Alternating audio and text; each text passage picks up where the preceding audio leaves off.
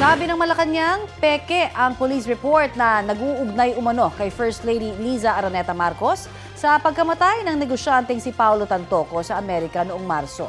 Balitang hatid ni Ivan Mayrina.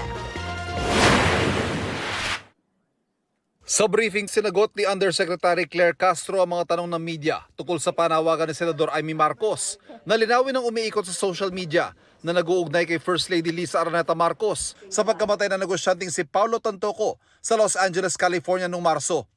Sabi ni Castro, peke at dinoktor ang dokumentong ginamit na basihan ng kwento na isang First Lady sa mga nadata ng mga otoridad sa kwarto ng mamatay si Tantoco. Ang sinasabing police report na naipost sa Facebook ay isang malaking kasinungalingan. Kahit kayo po mismo ay maaaring mag-imbestiga sa nasabing lugar sa Beverly Hills Police Department para malaman nyo na yung nilagay sa Facebook na may guhit na color pink, kung di ako nagkakamali, ang parting yon ay dinagdag lamang. Nag-start ang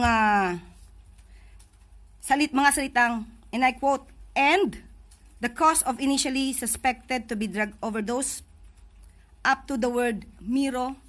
Yan po ay dinagdag lamang. Ito ay mga gawain upang masira ang unang ginang, ang Pangulo, at ang administrasyon na ito.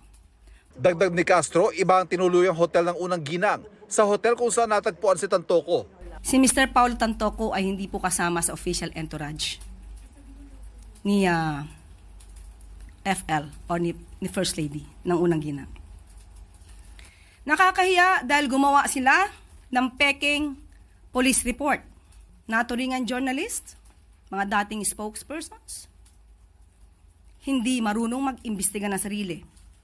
Hindi sila nagiging journalist, kundi nagiging propagandista ng kanilang mga sinusulong na interes.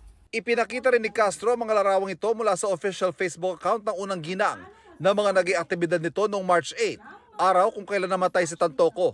Wala pong ikinababahala ang unang gilang dahil alam po niya ang katotohanan at makikita mismo ang mga records na yan.